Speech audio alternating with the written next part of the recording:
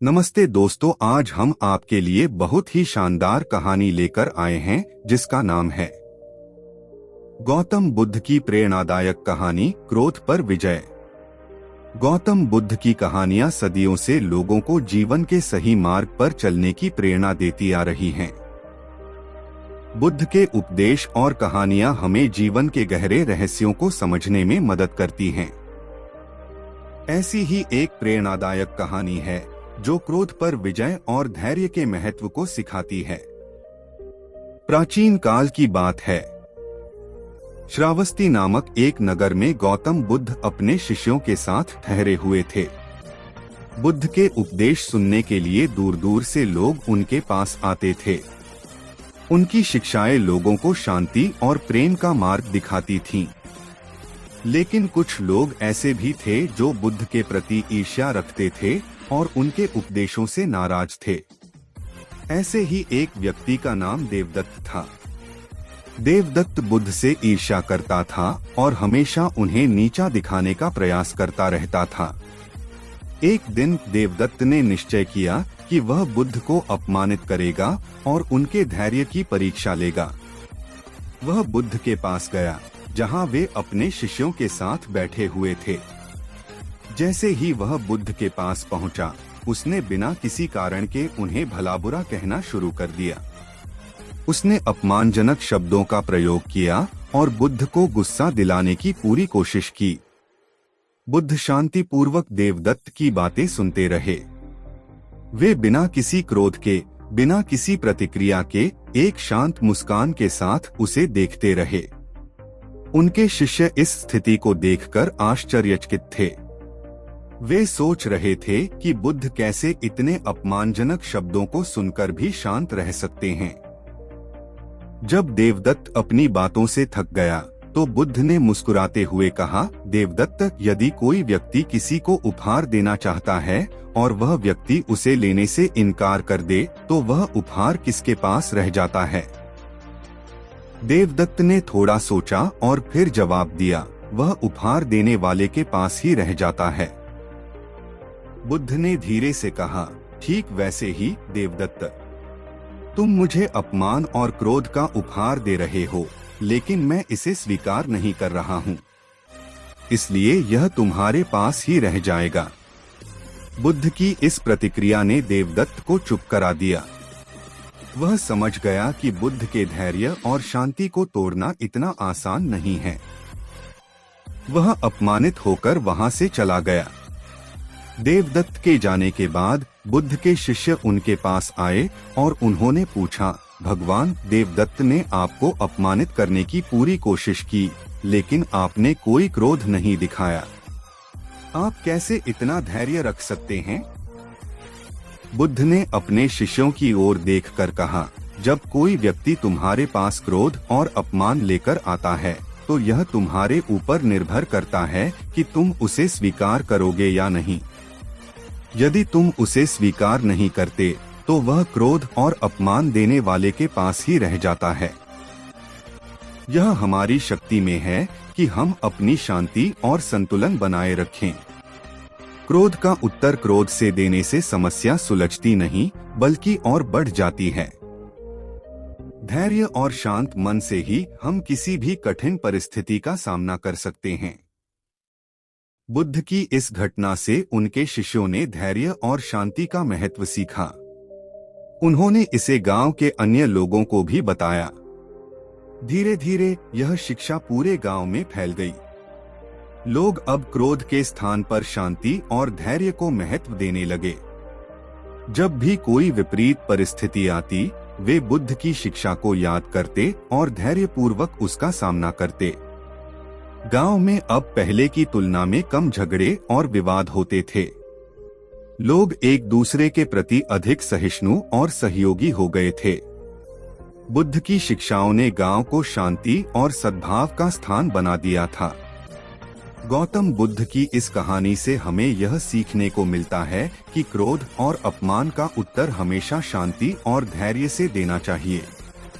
यदि हम किसी के क्रोध को स्वीकार नहीं करते तो वह क्रोध हमारे ऊपर असर नहीं कर सकता।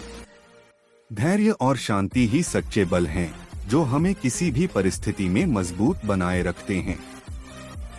इस प्रेरणादायक कहानी के माध्यम से हमें यह समझने को मिलता है कि हमारे जीवन में धैर्य और शांति का कितना महत्व है। क्रोध का उत्तर क्रोध से नहीं, बल्कि धैर्य और शांति से दिया जाना चाहिए।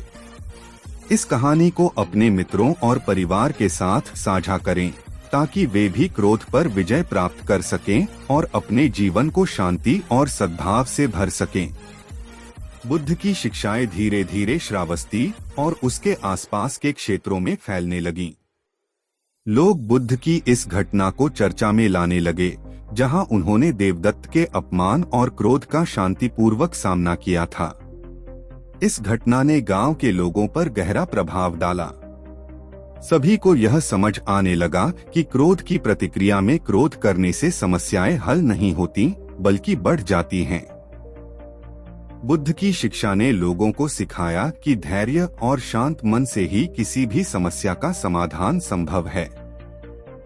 गांव के कई प्रमुख व्यक्तियों ने भी बुद्ध से मिलने का निश्चय किया, ताकि वे उनकी शिक्षाओं से लाभान्वित हो सकें। एक दिन गांव के प्रधान और अन्य महत्वपूर्ण लोग बुद्ध के पास आए और उनसे विनम्रतापूर्वक पूछा, भगवान, हमने आपके धैर्य की कहानी सुनी है। कृपया हमें बताएं कि हम अपने जीवन में इस धैर्य और शांति को कैसे ला सकते हैं। बुद्ध ने प्रेम पूर्वक जवाब दिया, धैर्य और शांति को अपने जीवन में लाने के लिए सबसे पहले हमें अपने मन को नियंत्रित करना सीखना होगा। जब हम किसी विपरीत परिस्थिति में फंसते हैं, तो हमें पहले एक गहरी सांस लेनी चाहिए और खुद से पूछना चाहिए कि इस स्थिति में सबसे समझदार प्रतिक्रिया क्या हो सकती है। क्रोध और आवेश में लिया गया कोई भी निर्णय प्रायः गलत होता है। इसलिए हमें अपने मन को शांत रखने की आदत डालनी चाहिए। बुद्ध ने आगे कहा, मनुष्य का मन एक जंगली घोड़े की तरह होता है, जो बिना लगाम के दौड़ता रहता है। यदि हम उसे नियंत्रण में न रखें, तो वह हमें गलत मार्ग पर ले जा सकता है। धैर्य और ध्यान के अभ्यास से हम अपने मन को नियंत्रित कर सकते हैं। ध्यान का अभ्यास करने से हमारे मन में शांति और स्थिरता आती है, जिससे हम किसी भी परिस्थिति में सही निर्णय लेने में सक्षम होते हैं। बुद्ध की बात सुनकर गांव के प्रधान ने पूछा, भगवान, कृपया हमें ध्यान के बारे में और बताएं। हम ध्यान का अभ्यास कैसे कर सकते हैं? बुद्ध ने उत्तर दिया, ध्यान का अर्थ है अपने मन को एकाग्र करना और वर्तमान क्षण में जीना। इसके लिए आप एक शांत स्थान पर बैठें, अपनी आंखें बंद करें और गहरी सांस लें। अपने श्वास प्रश्वास पर ध्यान केंद्रित करें। जैसे ही आपका मन भटकने लगे, उसे फिर से श्वास प्रश्वास पर केंद्रित करें। धीरे धीरे आप देखेंगे कि आपका मन शांत हो रहा है और आपकी चिंताएं कम हो रही हैं। बुद्ध ने कहा, ध्यान के नियमित अभ्यास से आप अपने मन को शांत और स्थिर बना सकते हैं। इससे आपके भीतर धैर्य और सहनशीलता का विकास होगा, जो किसी भी स्थिति में आपको शांत और संतुलित बनाए रखेगा। बुद्ध की शिक्षाओं को सुनने के बाद गांव के लोगों ने ध्यान और धैर्य के अभ्यास को अपने दैनिक जीवन का हिस्सा बनाने का निर्णय लिया।